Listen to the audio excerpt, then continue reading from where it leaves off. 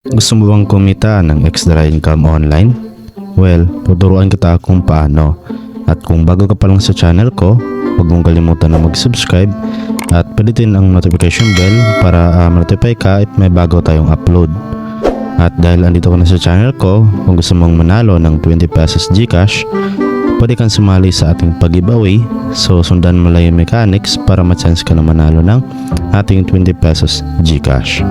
So hello mga idol, welcome back dito sa ating channel. At bala sa video na to ay pag-usapan natin itong bagong app na si Magic Jewel Blast. So yung developer niya ay si Outcast Tech Limited. So nasa description lang natin yung link para ma-download nyo siya dito sa Play Store, no? So dito mga idol, meron lang siyang 10k downloads, no? So medyo marami na rin po yung nakapag-download. So bala dito mga idol, no? So kapag na-install nyo na, so play lang natin or open.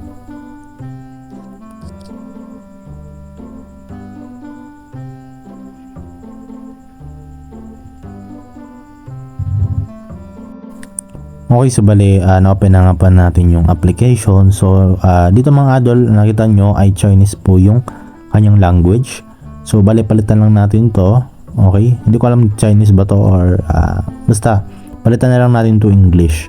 So, para mapalitan natin siya, so, click nyo lang itong settings. And then, click nyo to. Then, hanapin nyo lang po yung English. Ayan. Then, automatic, no? Ayan. So, nasa English na siya. So ngayon mga idol, okay, so ang maganda kasi dito ay bali yung minimum nga po na cash out or withdrawal is 0.25 pesos. So ganyan kababa mga idol, pwede mo na yung i-withdraw yan dito. So bali dito, paano nga ba ito laruin? So para lang din itong si mga idol, Jewel Quest, no? So ayan, sobrang dali lang, itap nyo lang, no? Ayan, ganyan lang kasimple, di ba? Complete na nga po. So sabi dito, yung max na makuha natin is plus 709 pesos. And then, okay, claim natin. So bali, manood lang tayo ng ads at tingnan natin kung ilang coins yung makukuha natin.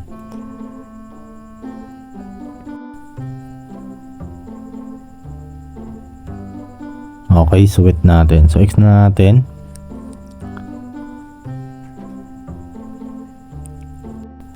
So ito mga idol yung nakuha natin, which is plus 259 itong cash balance. So or nasa 0.1 pesos. So pwede natin i-double ito mga idol, no? So mas maganda i-double natin siya. I-double natin, okay? Ayan, so X na natin.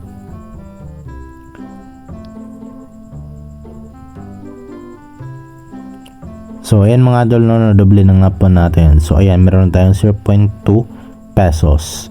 So ganoon lang kasimple, and then yun nga, pwede nyo ulit i-times to mga idol. So claim lang natin muna siya ngayon. At ayan, para next level tayo, kutap natin yung next. So sabi dito mga idol, no, ayan, nakita nyo, ay napuno na nga po ito. At sabi dito, cash out now. So ayun, tatry natin, okay, sa pag-withdraw kaagad. So click natin yung withdraw. At click natin okay. Got it. So bala dito mga idol, ito na yung total balance natin sa peso or 0.2, okay, or 0.26 pesos. So 28 pesos, no? So bali ngayon, dito nga po mga idol sa Philippines ay meron lang dito is GrabPay at Lazada, okay? So yun na nga, try natin i-switch, no, sa ibang country. Tingnan natin, no, sa USD. Ayan, so meron ditong PayPal mga idol at Binance. So confirm natin. So ayan mga idol, no, Binance at itong PayPal. So ito mga idol, pwede rin kayo mga pag-withdraw dito, no, ng 0.01, no, so which is 10,000 coins. So ayan, Binance at PayPal yung meron dito. So mga gusto nga po ng direct sa cash, no, or pwedeng i-transfer to GCash, so ito ng Binance at PayPal. Okay, so yun lang, ito yung pinaka minimum, which is $0.01. So So syempre balik tayo dito sa Philippines kasi ano nga, itry natin na i-withdraw yung ating 0.25 pesos. Okay, so click lang natin tong withdraw. So ayan, na-select na nga po natin, no? Then sabi dito, lagyan natin yung first and last name natin at yung phone number at yung email address, no? So ayan, pilapan ko lang itong mga idol, no? So bali ito, napilapan ko na nga po. So click na natin itong confirm.